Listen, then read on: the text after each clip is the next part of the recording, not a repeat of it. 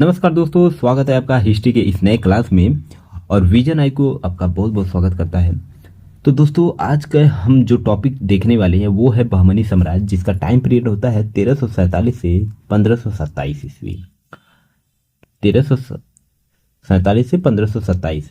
और ये जो बहमनी साम्राज्य होता है, जो टूट कर अलग होता है, ये हसन गंगू इसका संस्थापक होता है।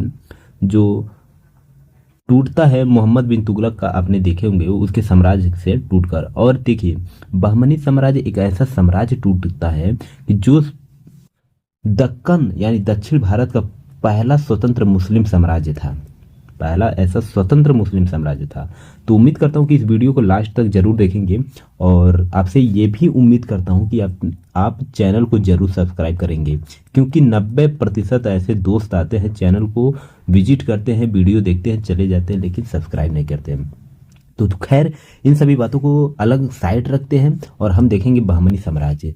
तो इसमें जो शासकों का नाम आता है बहमनी साम्राज्य में, वो है हसन गंगू, मोहम्मद प्रथम, फिरोज शाह बहमन, शिहाबुद्दीन, अलाउद्दीन, हुमायूं, कलीमुल्लाह। तो ये जो सभी शासक हैं, इसको हम देखेंगे एक एक करके, क्योंकि इनमें तो कुछ खास बात नहीं होता है इन सभी शासकों में, लेकिन एक एक करके हम लोग जरूर देखेंगे, छोटा बहुत जो भी होगा। पहला जो आता है हसन गंगू। देखिए, हसन गंगू बहमनी साम्राज्य का संस्थापक माना जाता है। इसको संस्थापक संस्थापक माना जाता है। इसका जो असली नाम जो था, अलाउद्दीन बहमन शाह था। अलाउद्दीन बहमन शाह।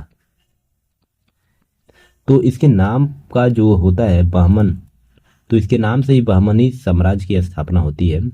और हसन गंगू ने मोहम्मद बिन तुगलक से टूटकर ये अलग हुआ था, और दक्कन यानी दक्षिण भारत का ये पहला स्वतंत्र मुस्लिम साम्राज्य था। इसका जो क्षेत्र था, वो आज के टाइम जो महाराष्ट्र है, तेलंगाना है, तो वो इसका क्षेत्र हुआ करता था। इसके समय में जो मुद्रा होती थी, जो मुद्रा चलाया जाता था, पैसा कह सकते हैं कि जो मुद्रा थी, उसका नाम था हुड़। क्या था? हुड़ था। उसका नाम था हुड़। और जो राजधानी इसकी थी, राजधानी इसकी जो राजधानी थी, यहाँ पर गलत मैंने लिख दिया, राजधानी जो थी वो थी गुलबर्गा। गुलबर्गा। और इसकी भाषा बोले हैं तो उस टाइम का जो हसन गंगू के साम्राज्य में जो भाषा थी, लैंग्वेज कन्वर्सेशन का, वो था मराठी। तो मराठी। बहमनी साम्राज्य और विजयनगर साम्राज्य के बीच सीमा विवाद था। सीमा विवाद को लेकर बहुत ही झगड़ा हुआ करता था इन दोनों के बीच। अगला जो शासक आता है हसन गंगू के बाद, वो है मोहम्मद प्रथम।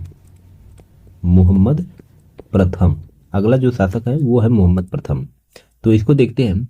इसके समय में विजयनगर और बहमनी साम्राज्य का जो बीच सीमा जो था, तुंगभद्रा नदी के तट पर सीमा विवाद जो था, वो तुंगभद्रा नदी के तट के पास वो रायचूर दोआब को लेकर था।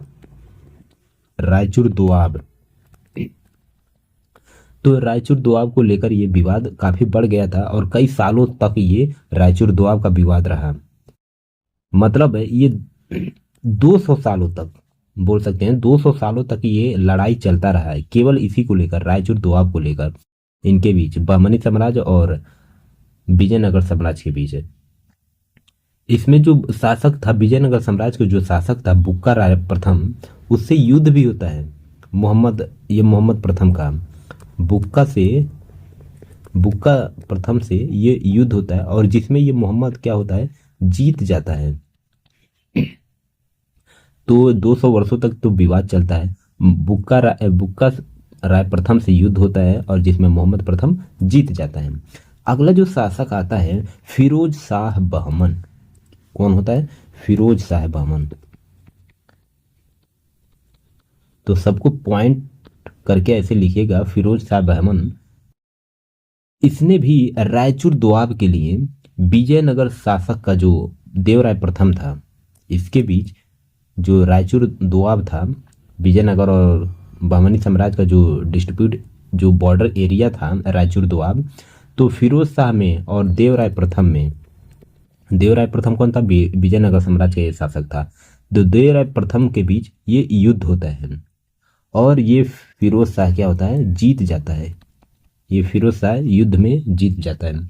फिर देवराय प्रथम और फिरोज शाह बहमन में वैवाहिक संबंध होता है। जैसा कि पहले भी वीडियो में मैं आपको बता चुका हूं कि वैवाहिक संबंध को लेकर एक संधि होती है, तो ये वैवाहिक संबंध में बंध जाते हैं। इसके बाद जो अगला शासक आता है वो है शियाबुद्दीन। कौन है, शियाबुद्दीन। शियाबुद्दीन अगला जो शासक है वो है शियाबुद्दीन। इसने अपनी राजधानी गुलबर्गा गुलबर्गा से गुलबर्गा से बीदर को अपनी राजधानी बनाता है। गुलबर्गा से हटाकर ये बीदर को अपनी राजधानी बनाता है। ये बहुत ही धार्मिक किस्म का इंसान था, इसलिए इसे संत अहमद भी बोला करते थे। इसको संत अहमद के नाम से भी जाना जाता है। अहमद, संत अहमद के नाम से भी इसको जाना जाता है। अगला जो बहमनी साम्राज्य का जो शासक आता है वो है अलाउद्दीन हुमायूं। अलाउद्दीन हुमायूं हुमायूं अलाउद्दीन हुमायूं ये बहमनी साम्राज्य का सबसे क्रूर शासक था, इसलिए इसको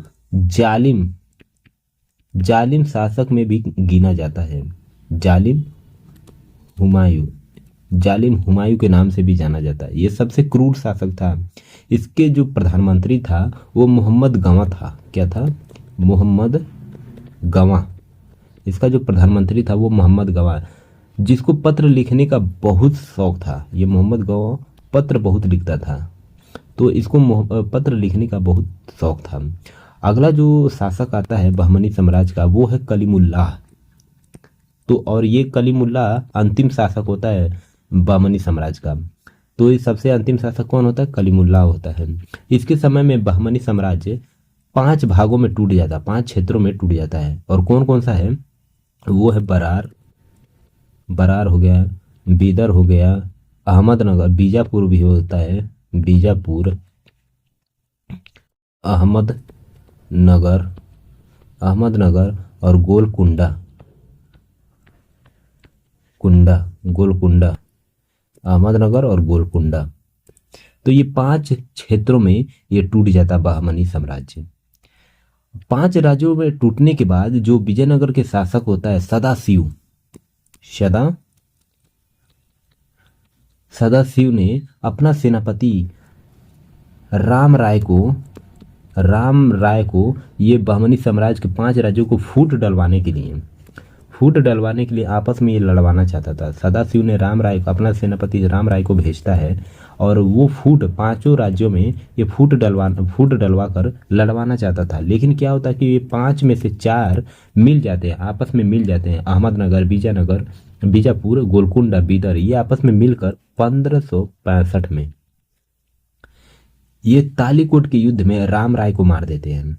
तालीकोट का युद्ध होता है, उसमें राम राय को ये मार देते हैं। इसी तालीकोट के युद्ध को राक्षसी तरंगड़ी और बन्नी हट्टी भी बोला जाता है। और ये मैंने आपको पिछले वीडियो में पढ़ा चुका हूँ, अगर वो आप वीडियो नहीं देखे हैं तो जाकर देख लीजिएगा।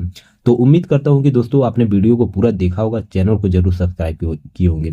तो बहमनी साम्राज्य कुछ ज़्यादा बहुत बड़ा नहीं था, तो इसलिए इस वीडियो में कवर हो जाता है। और जब इब्राहिम लोदी ने मारने के लिए आलम खान और दौलत खान ने मिलकर अफगान काबुल से तैमूर वंशी को बुलाते हैं, क्योंकि बहमनी साम्राज्य ये उस टाइम ये इब्राहिम लोदी वंश का समकालीन था। तो ये बहमनी साम्राज्य हम लोग कवर कर लिए, क्योंकि ये जो दिल्ली सल्तनत चल रहा था, सैयद वंश, लोदी वंश, तो उसी में हम लोग देखते हैं ये। क्योंकि ये जो विजयनगर साम्राज्य और बहमनी जो साम्राज्य था ये तुगलक वंश से टूटा हुआ था।